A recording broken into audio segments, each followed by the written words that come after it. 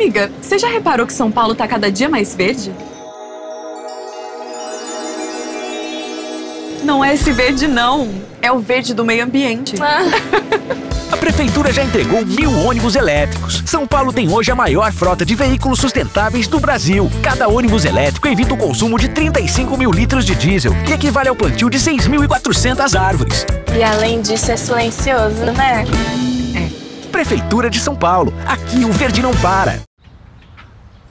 Cara, você reparou que São Paulo tá cada dia mais verde?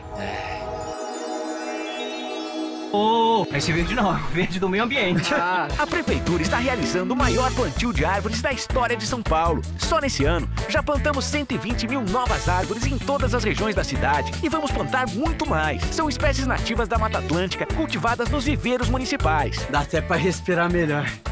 Bora. Pera aí. Prefeitura de São Paulo. Aqui o verde não para.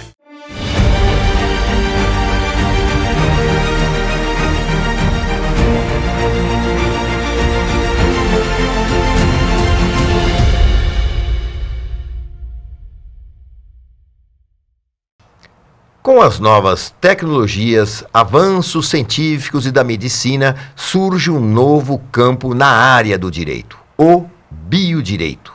Sua abrangência no campo do direito de família, na medicina e direitos do paciente, com relação ao seu tratamento e à preservação da dignidade humana, levaram a um questionamento ético e jurídico sobre diversos temas até então não considerados relevantes.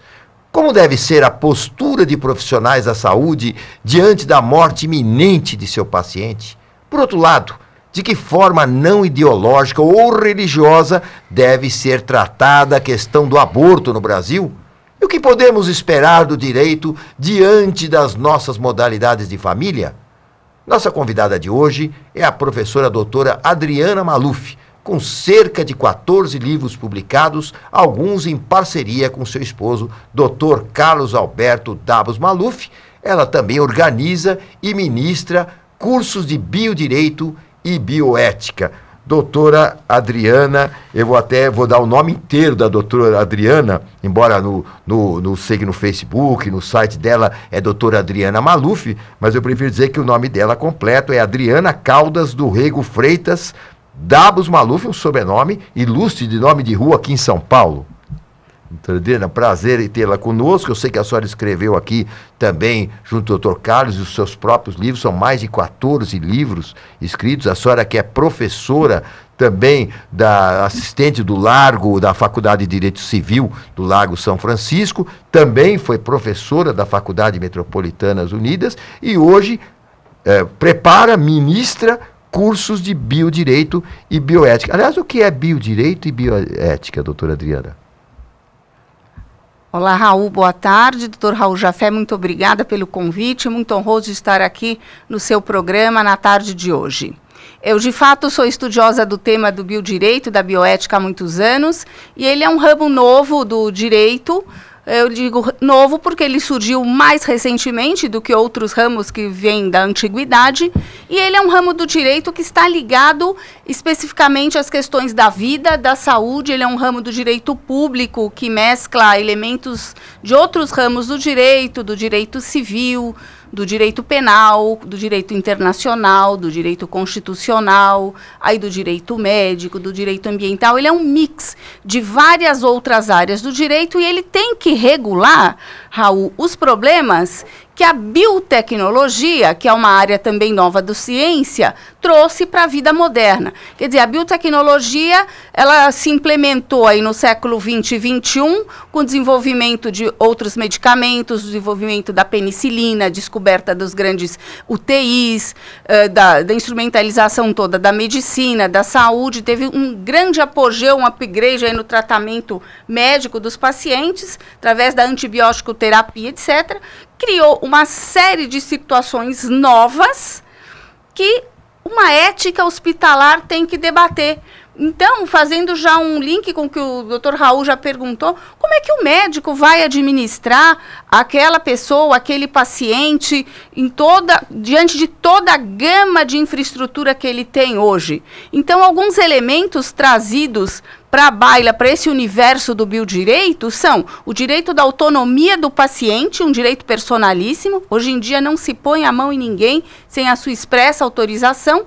Exara-se um termo chamado consentimento informado, assinado pelo seu próprio paciente ou pelo seu representante legal em caso de impossibilidade do mesmo, e a partir dali os tratamentos são todos implementados de acordo com a biotecnologia vigente. É claro que existem exceções para a regra, por exemplo, um paciente em emergência médica, um paciente socorrido na rua, não tem ali alguém para exarar um consentimento, é dever do médico, dentro da sua expertise profissional, dar o primeiro, o segundo atendimento para buscar, antes de mais nada, perquirir a saúde, a conservação da vida daquele paciente. Só uma coisinha.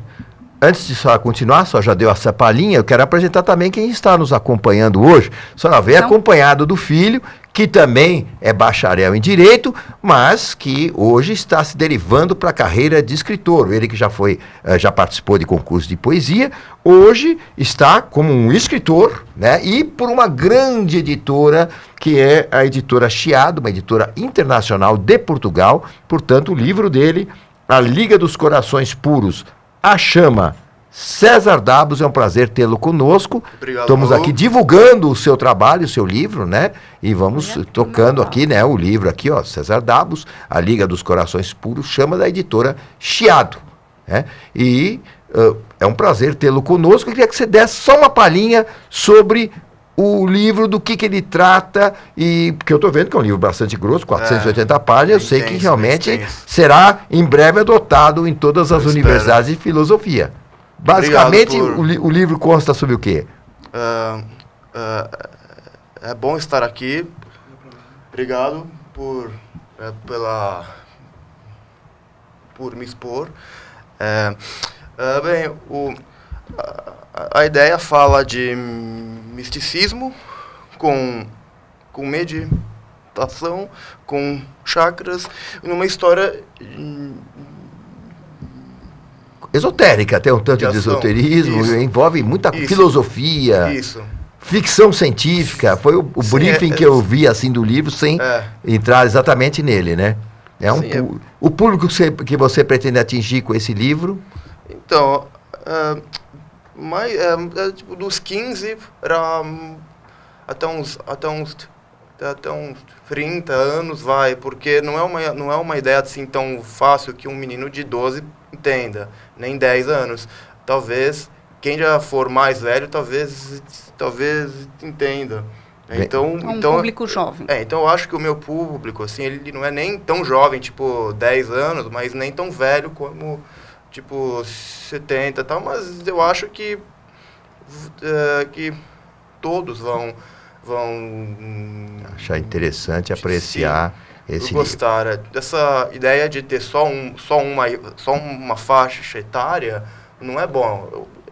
Você quer atingir um público uma ideia cara aberta, maior e específico. Mas também temos, olha, complementando essa família extraordinária, ele que já nos deu, sempre que vem aqui dar uma aula de direito civil, ele que é professor de direito civil, catedrático do Lago de São Francisco, que tem vários livros escritos também, que é um homem, inclusive alguns dos livros que ele tem, curso de direito de sucessões, introdução ao direito civil, são apenas alguns dos livros que o professor Carlos Alberto Dabos Maluf escreveu ao longo da sua vida. Ele que já participou, inclusive, do Código Civil, na época, era o deputado Ricardo Fiuza, ele foi parte da comissão. Eu estava folheando esse livro hoje mesmo, lendo todos esses aspectos. O doutor Carlos é uma figura ilustre, esposo da doutora Adriana e pai do César, portanto, uma família ilustre que muito nos honra com a presença.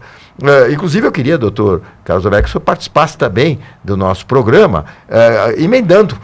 O senhor também é um especialista nessas áreas todas, e dele como grande estudioso, porque eu quero voltar com a doutora Adriana nessas questões, doutora Adriana, essa questão falamos de pacientes, muitas vezes em estado terminal, entra aquela história da eutanásia, ortotanásia, isso faz parte, hoje é colocado dentro do que é chamado biodireito, bioética?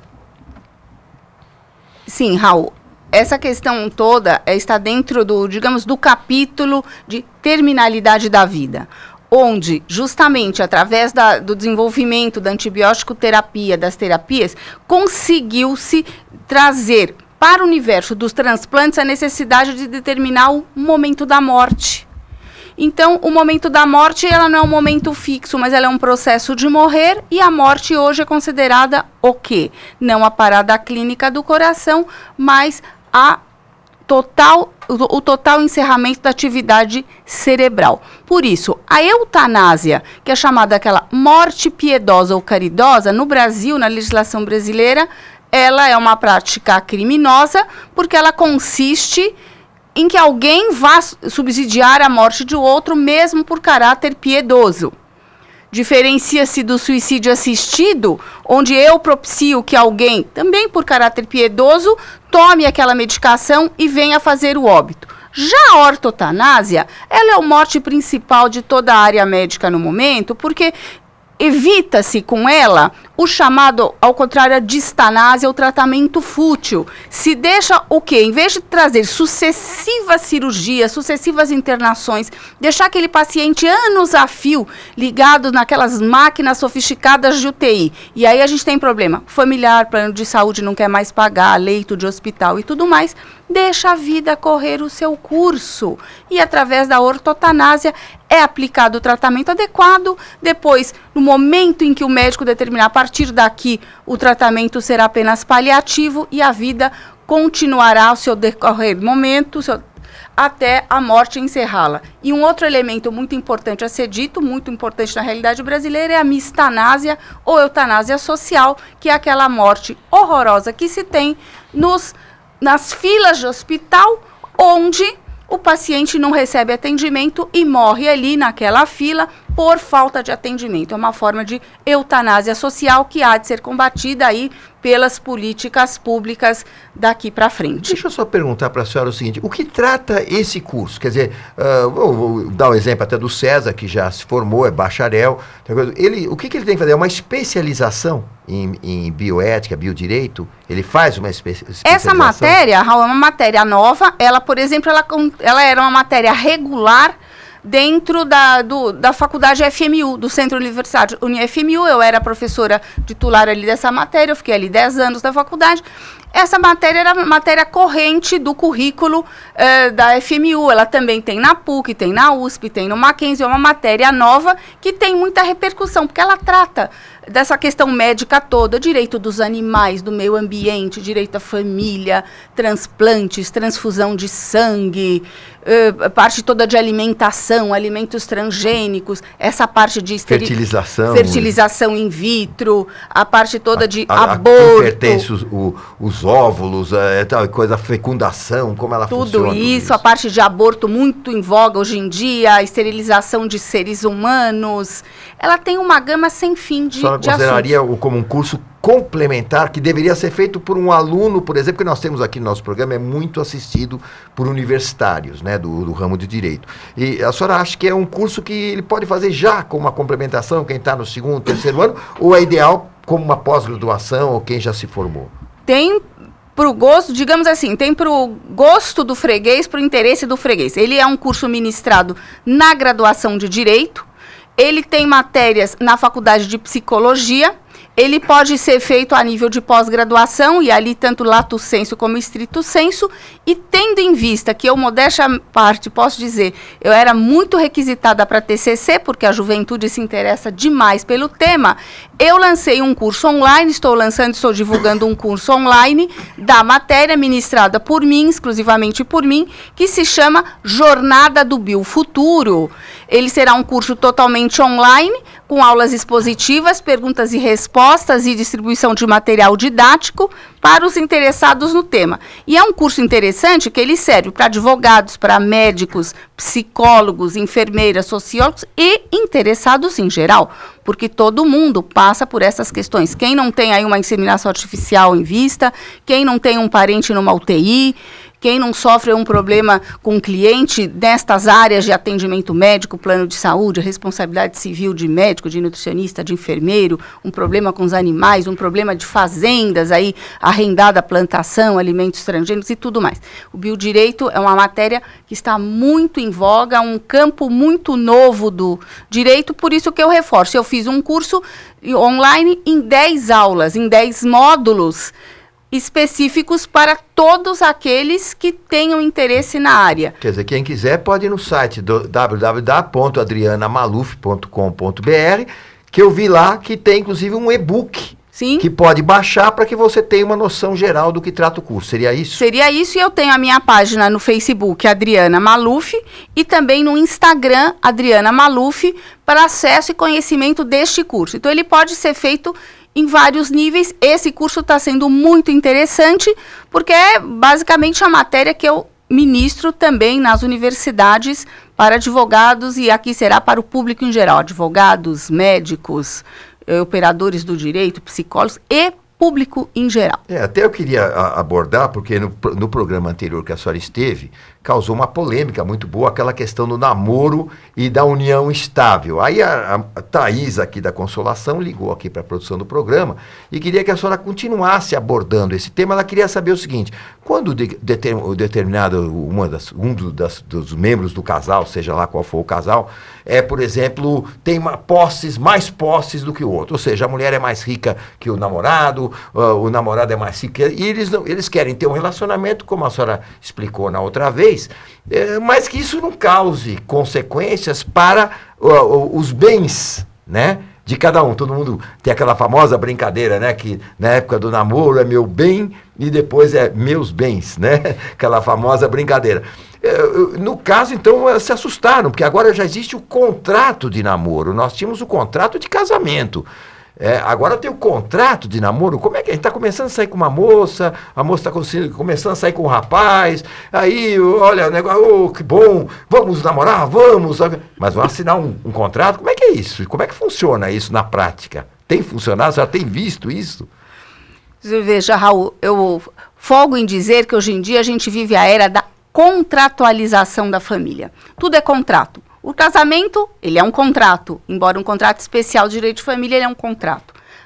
A união estável, para que não tenha maiores problemas comprobatórios, é feito o contrato de união estável. Aí você já coloca a data e pode se instituir até um regime de bens diferente do regime legal, que é da comunhão parcial de bens. E o contrato de namoro, ao contrário, o contrato de namoro, ele não rege bens, ele não envolve regime de bens. Por quê? Porque ele não forma família. Ele quer dizer o quê? Eu não formo família com você, nós somos namorados apenas. Agora, esse contrato... Não usar o termo namorido. Não usar jamais o termo namorido. Que já pode constituir alguma coisa. Não, já botou no Facebook namorido ou namorada. Tem... Bom, é mais para mulher, porque não tem namo-esposa, né? Só namorida. Namorida, não tem, né? Realmente, essa seara de rede social, de postar tudo e mais um pouco em Instagram e Facebook, é muito da mulherada. Esse universo da mulher, quer dizer, eu fico me perguntando, quer dizer, qual é o valor de alguma realização sem que o outro veja. Então, eu costumo dizer para os meus clientes, não use esses termos, não use esse neologismo, não poste muita coisa em Facebook, seja mais discreto, tira essa história da visibilidade um pouco da sua vida, dá uma marcha ré em WhatsApp, em Facebook, Instagram, quando você está conhecendo um rapaz ou uma moça e colocando. Porque no contrato de namoro, ele tem uma eficácia aí um pouco frágil, porque se... ficarem presentes elementos comprobatórios de uma união efetiva, ele não tem eficácia legal, ele cai por terra tudo aquilo que foi assinado ali. Eu vou aproveitar e emendar com o doutor Carlos Alberto, aproveitando ele, nosso grande mestre, com a qual a doutora Aliana escreveu vários livros em conjunto. Doutor Carlos, vamos falar também, seguindo isso aqui, a sucessão do cônjuge e do companheiro. Agora, como nós já falamos aqui, existe até mesmo contrato de namoro. Como é que nós falamos como é que está essa questão da sucessão do cônjuge, do companheiro, principalmente depois da mudança do novo Código de Direito Civil? Antes do professor, vou pedir desculpa da palavra, veja a importância, Raul, porque se qualquer namoro for união estável, amanhã eles vão pedir uma herança, porque a união estável não tem idade para se fazer, nem namoro. Eu posso namorar com 90 anos, com 80 anos, eu posso namorar numa UTI, eu posso namorar onde eu quiser. Agora é com a palavra, professor Maluf. Raul, veja bem, o Código Civil de 2002 fazia muito bem a distinção entre casamento e união estável. De repente, isso vigorou durante 16 anos, de 2002 a 2017. O ano passado, questionou-se isso no Supremo Tribunal Federal, da constitucionalidade ou não do artigo 1790 do Código Civil, equiparando, então, num voto, um voto onde houve até divergência, não houve unanimidade, houve divergência de alguns ministros, um deles do Dias Toffoli, dizendo que não poderia haver equiparação, porque o legislador quis fazer a distinção entre o casamento e a união estável. Infelizmente, o Supremo entendeu que deveria haver equiparação, dizendo que era inconstitucional o artigo 1790 do Código Civil, dizendo que todos são iguais perante a lei, porque entendeu o Supremo, há um ano atrás, que feriria o princípio da isonomia, de que todos são iguais perante a lei. Só que, na realidade, o legislador de 2002 sabia o que queria e fez bem. Fez bem, eu critico essa decisão do Supremo, melhor se tivesse mantido essa distinção, porque, como disse a professora Adriana alguns minutos atrás, na realidade isso vai dar margem a uma série de pleitos por parte daquele que então tinha às vezes um namoro que poderia ser qualificado, ou então que se discute se seria união estável, para dizer, não, mas isso agora vai se equiparar ao casamento e vou disputar a herança assim, como se casado fosse. Então, a meu ver, essa decisão do Supremo Tribunal Federal andou na contramão. A meu ver, melhor seria se mantivesse a constitucionalidade do artigo 1790, dizendo que o que eu quero é o casamento, o que eu quero é uma união estável, porque são coisas diferentes, não são coisas iguais. Eu não posso igualar as coisas, porque o casamento é o casamento de duas pessoas que fazem habilitação e tal. A união estável não, a pessoa sempre quis viver em união estável, às vezes cada um na sua casa, diferentemente do casamento que necessariamente teriam que estar morando juntos. Em princípio, essa seria a regra. Então, por que fazer, então, não fazer a distinção, quando, na realidade, misturou uma coisa com a outra? Então, a meu ver, foi infeliz o Supremo ao dizer que da constitucionalidade.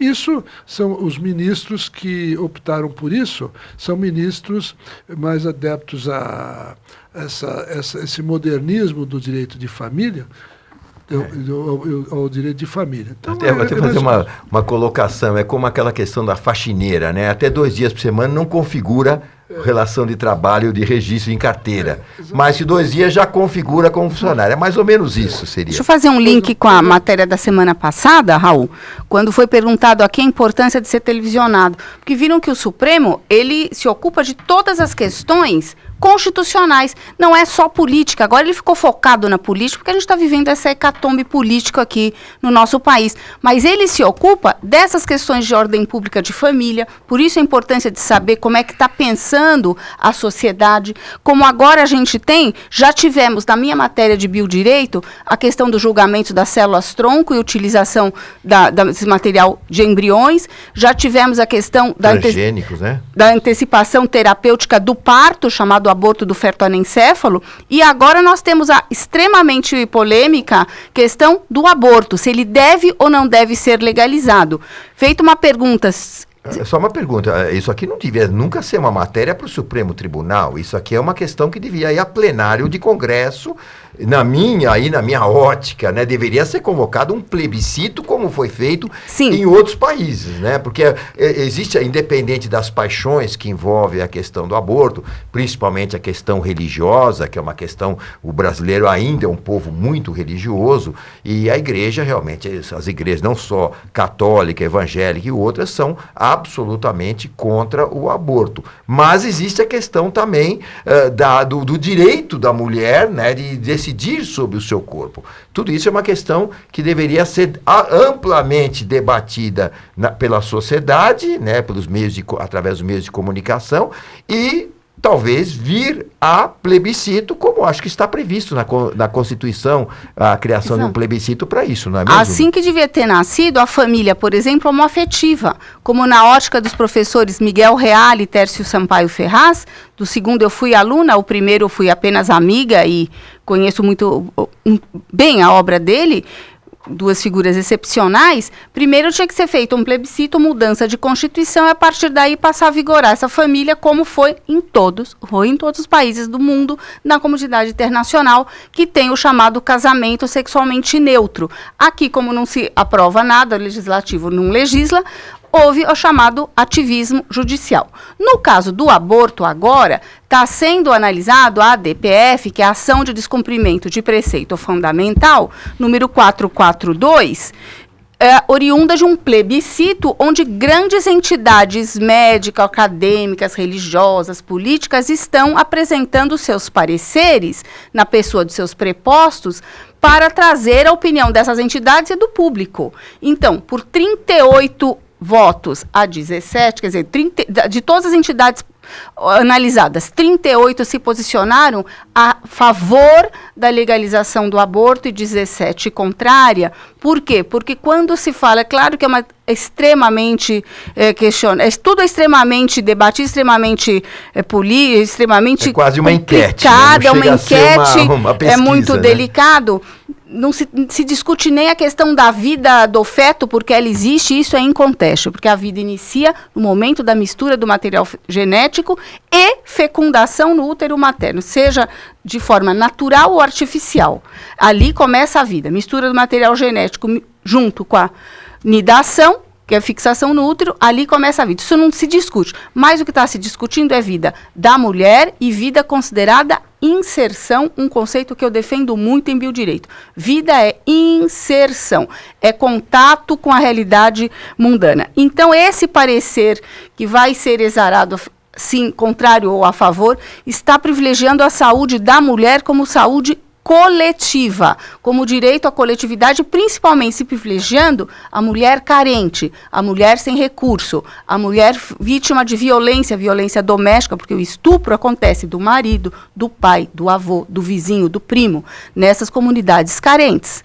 Acontece na rua, elas são sujeitas, são submetidas à realidade que uma mulher com mais recursos não é. Percebe? Então, você tem que se despir da questão religiosa. Eu sou ultra-religiosa, venho de uma família antiga, que eu tive tia freira, primo bispo, primo monge, sou extremamente religiosa, privilegio, antes de mais nada, a vida humana em qualquer um dos seus níveis. Mas eu tenho que ter um olhar como bioeticista para a saúde pública, para a saúde coletiva da mulher. Este é o teor do debate no momento.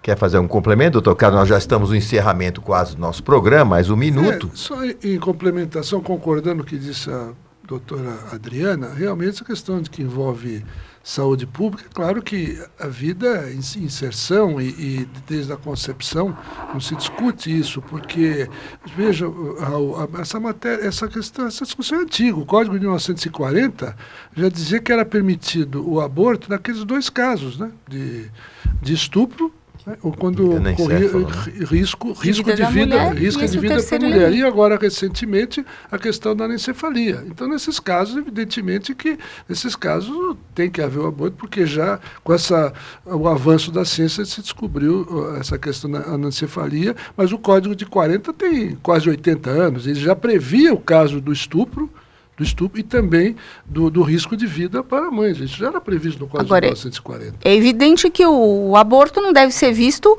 como forma de planejamento familiar, nem jamais como forma anticoncepcional, porque é uma violência ao corpo da mulher e a essência do ser que está sendo gerado, porque o feto sente dor e a mulher também uma dor física e uma dor na alma, quiçá por toda a sua existência. Bom, é uma pena que essa discussão é enorme, maravilhosa, valeriam vários programas, mas foi muito bom ter aqui o emérito professor Dr. Carlos Alberto Dabos Maluf, a professora doutora Adriana, eu vou dar o nome inteiro, Adriana Caldas do Rego Freitas Dabos Maluf. Está aqui, nome importante de todos os lados, por todos os seus lados. E é o querido César Dabos, esse escritor promissor que conseguiu lançar o seu livro para uma editora poderosíssima internacional. O livro dele será lançado, inclusive, em diversos países de língua portuguesa. Muito obrigado e o Questão de Justiça fica por aqui.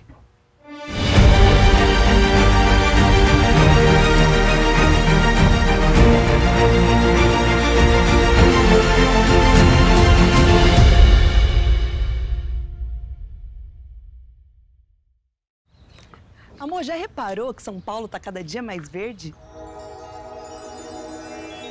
Amor? Amor? Não é esse verde, não. É o verde do meio ambiente. Fui longe, desculpa. Pela primeira vez na história, a coleta seletiva está em todas as ruas da cidade. Separe o lixo em 2, reciclável e comum. É simples e faz bem pro meio ambiente. Acesse o site e veja o dia que o caminhão passa na sua casa. Esqueci o lixo. Toda vez. Prefeitura de São Paulo. Aqui o verde não para.